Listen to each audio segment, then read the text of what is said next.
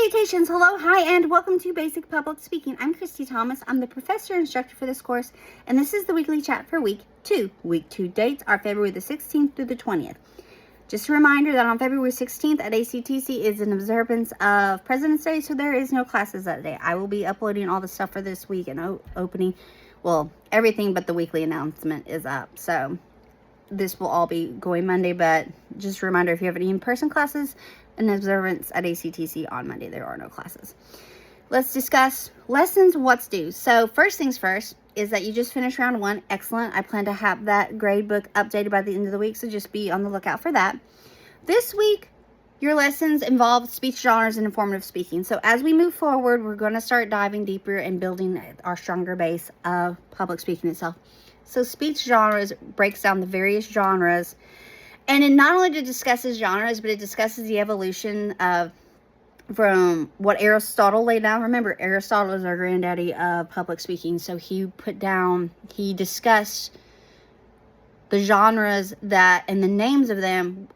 The book discusses his genres and names, the lesson, from his time, and then kind of the evolution of where we are today. Now, for the purpose of this course, I talk about 3 genres, which is informative, persuasive, and celebratory. And in this week's lesson, we also discuss in further detail informative and how informative works. Now, as we move forward, I want you to also be aware when it comes to public speaking, there's formal and informal. And a lot of people, when they think of speeches, they think of the formal setting. You're in a large forum, you're in an auditorium, you're in front of a large group of people and you're speaking. And yes, that is speeches and presentations. But now in the world that we live, it's more than just that. You know, there's small group communication and presentation speeches that you may do in a work area or in a hobby group or a sports activity, friends, in a classroom setting, and I already said work setting, but there are various forms, formal and informal. Purpose drives it as well. But so we're touching base on speech genres. We're discussing the various ones. You know, it's giving you a little taste, a little preview, if you would, of the speech genres we're going to be discussing, but also how it has evolved from Aristotle's time. Aristotle really laid down the basis of where we are today, and then we move into informative speaking. Informative speaking dives deeper into it. Informative speaking is just that you are informing someone of information.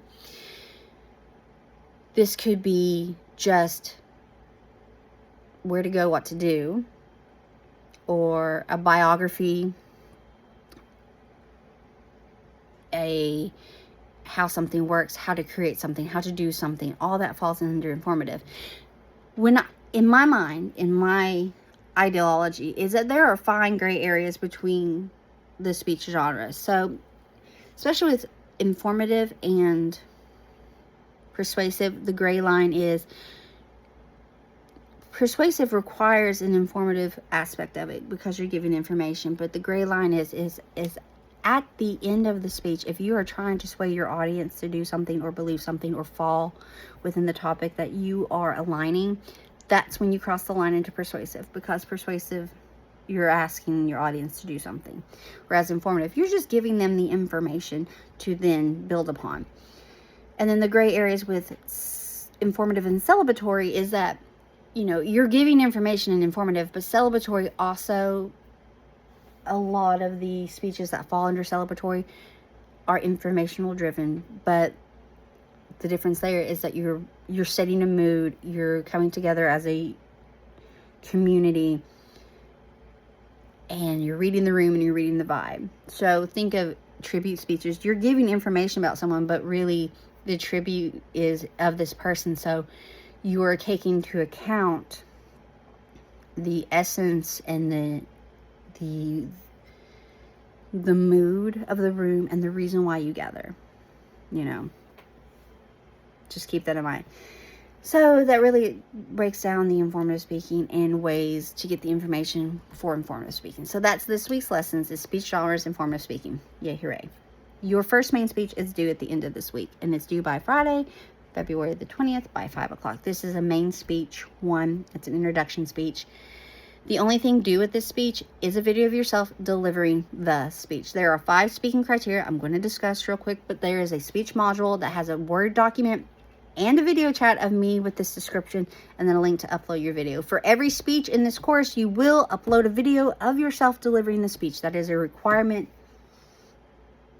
That's a requirement.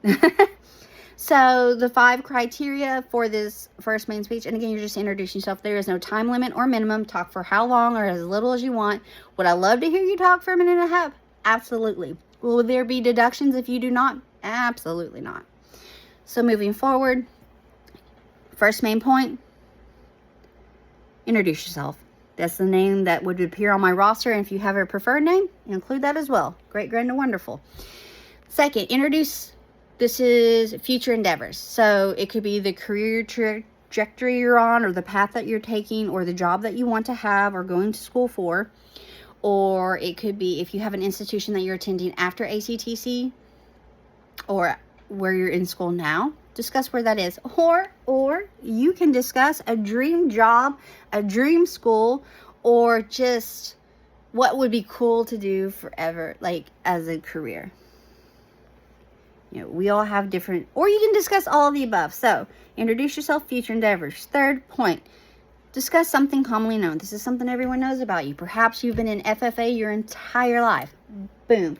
Perhaps you have your own business. Perhaps you sell jewelry. This is something that everyone knows about you. You could, or maybe you've been in cheerleading since you could walk. I don't know. This is something everyone knows about you. The fourth thing is introduce. This is something not commonly known. Now, I am not asking for secrets here. Deep, dark secrets, no thank you. Just something that maybe only those closest to you know, or someone doesn't know about you until they get to know you. Perhaps you're an avid reader and nobody really knows that about you until they get to know you. Or perhaps you can recite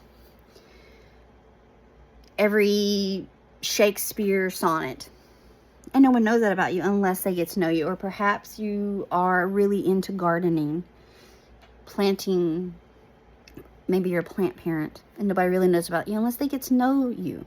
So that's what I'm asking here on that one. And then finally, the 5th criteria is what brings you joy, what makes you smile, what brings calm to your chaos. Just tell me. So again, the wrap up of those 5. And remember, all these details are in the main speech introduction module. Introduce yourself, introduce yourself, future endeavors. That can be where you're currently on, or a dream, or all of the above. 3, something commonly known that everyone knows about you. 4, something not common is known, unless some, maybe just those closest to you know. And then finally, what brings the calm and joy to your world. I also want to state here, and we'll restate it, please do not share anything you're not comfortable sharing. I will never ask you to share something that makes you uncomfortable or anything like that, because that's just not who I am. So only share what you're comfortable with sharing. And I want to thank you in advance for letting me to get to know you via these videos and speeches. All right. Details for that in the module. Week 2, February 16th to the 20th. Speech genres, informative speaking is your lessons. Main speech 1, introduction, is due February 20th by 5 o'clock. The link for that is open and ready for your pleasure. All right, with that being said, I hope you have a fabulous day. If you have any questions, concerns, or need to chat, please email me and I'll get back to you as soon as I possibly can. Thank you so much. Bye.